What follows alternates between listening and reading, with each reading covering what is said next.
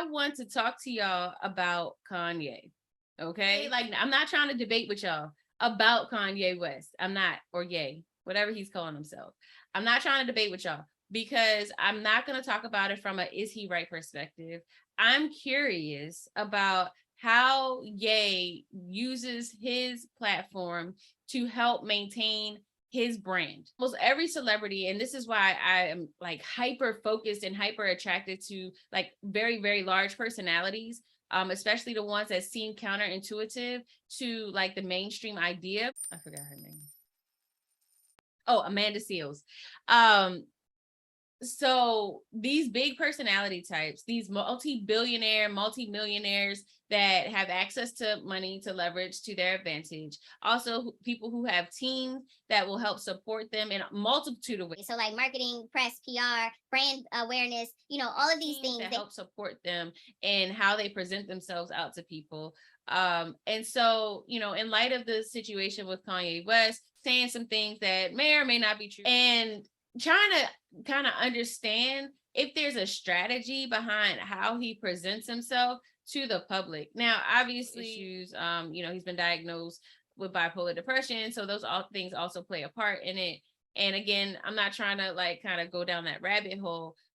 Kanye is a hyper inflated personality type, right? Whereas in my case, I am the introvert. We talked about that in a couple videos ago. I am the person who had to find my voice, whereas Kanye is so outspoken, is on the opposite end of the spectrum where I can't even imagine my spoken word going to that extreme. I'm on the opposite end of the spectrum of finding my voice, being able to identify my voice, and then discovering how to use my voice in a way that is uplifting and powerful and, helps build community and things of that nature. So in an expansive capacity, right?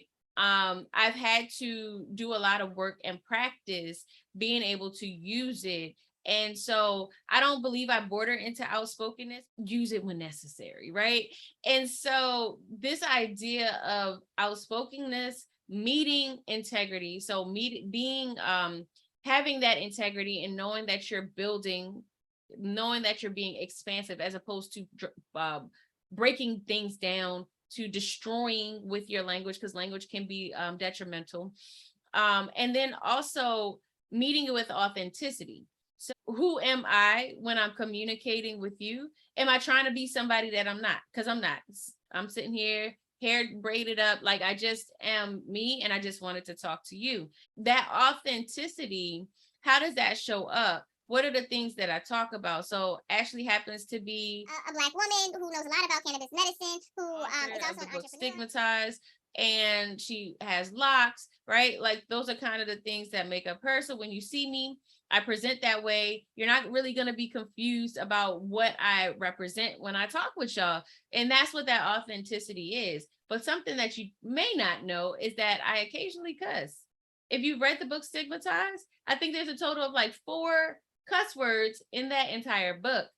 And I remember going through a back and forth. It might be off-putting for certain groups of people, which I understand. Cuss words weren't necessarily a representation of how I would have communicated now. They were more of a representation of how I would have communicated in that moment, right? So one of the things that I said in the book is that I had a professor in nursing school that didn't take no shit, right?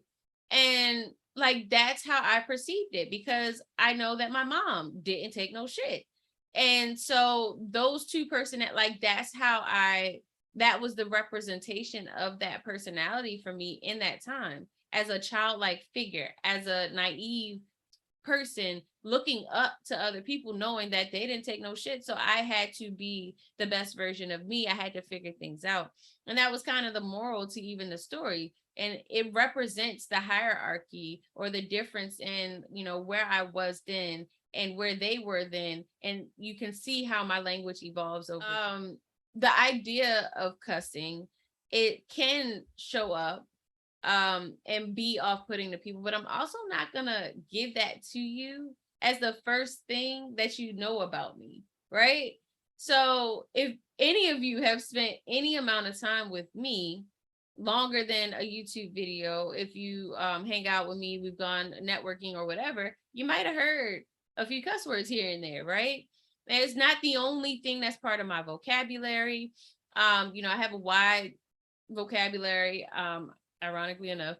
And so sometimes people will say things like, if you cuss, that means you don't have a wide vocabulary, you have no way to replace it. But sometimes it gives a little bit of personality, right? But that's not the only thing that I need to say, but it's also not the first thing I need to say, right? So when you meet somebody, I'm going to kind of take it back to the dating scenario. It's been a long time since I've dated, but I do remember like meeting people. The first thing they ask you is what you do. Oh, I'm a nurse. Oh, what was it last boyfriend like, or whatever. And then that person will draw conclusions about you, decide if they want to meet you in person or not. And then you would go on your first date. And it's kind of awkward because they've already assumed things about you. So I already knew when I showed up, people assumed that I was rich. People assumed that I was crazy because I would show up with these assumptions, and then I would start speaking. And then either I confirmed some things about myself or I denied some things about myself. And, and they would make a determination as whether or not they want to continue talking to me or not. And if they decided they wanted to continue, you would learn more, right? You would then get to the point where now we're dating. Maybe you'll see my home. Maybe you'll see me in the nasty sweatshirt that I like to wear when I'm comfortable in my house, or you'll see my hair tied up in a bun and not as presentable as it would be, or as you would have seen when we were on the first date, right? And so that dating process is similar to how when you're building a brand, it shows up for you. I always call it when I make new friends. So if I'm doing an event, if I'm going to a networking event, if I'm hosting a webinar, which I host those weekly if you're interested.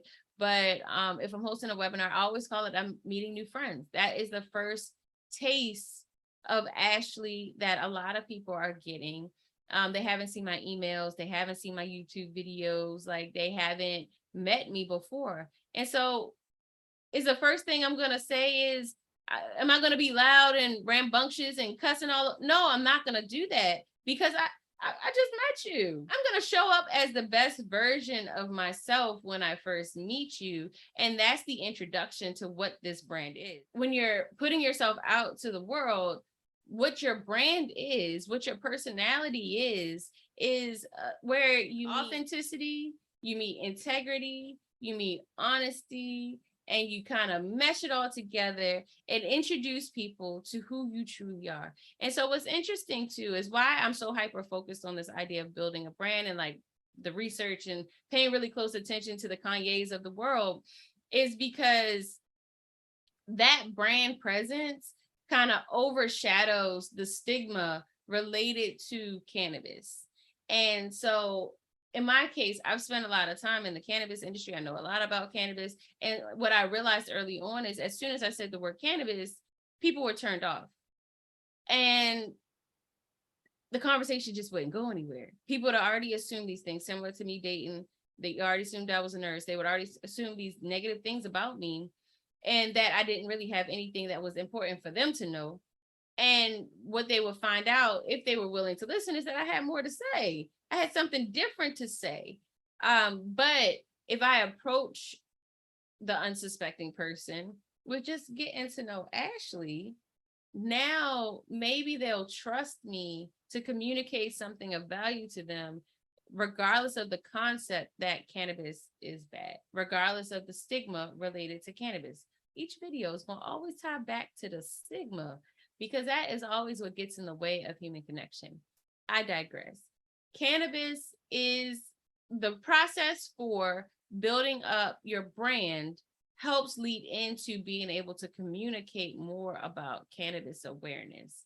And so the way that I have approached it is more get to know me, get to know that I'm a trustworthy person, get to know what this personal brand stands for. And then I'm going to introduce you to the endocannabinoid system because we all have it. And then, which is why we're endocannabinoid specialty professionals. And then I'm going to introduce you to the cannabinoids and the terpenes and let you know how that helps your endocannabinoid system. And then we'll kind of expand beyond. Kanye, he inspired me. He really did. I really am interested in knowing more about like how his team advises him, because I know he got one. I know there's some sort of strategy embedded in the craziness that is Kanye, but I just don't know if I just don't have the awareness of it. Um, Again, we're not going to talk about how right he is or how wrong he is about anything, because I think there is some there's layers to it that and I think it's the reason why it sparks controversy. And this is the other thing. Sometimes controversy is good around your brand. Now, I'm not trying to navigate those waters, but cannabis is the controversy for my brand. It is the unique selling proposition for my brand. And so, and it can be for yours too. And so, even keeping that in mind as you're building up your own brand presence, as you're building up your own personal voice in your authentic light, recognize how expansive your brand can be. Let me know if this is something that you've even considered. Um, don't get in my comments telling me about how like Kanye is this or that. Like, I don't want to know that. I just want to know, have you all considered how your brand presents, like whether you're showing up on Instagram, whether you're showing up on YouTube, how you're building community for yourself, how you are supporting another community for yourself, because not everybody's supposed to lead a community. I would like to know. And if you want to join my community, let me know that too.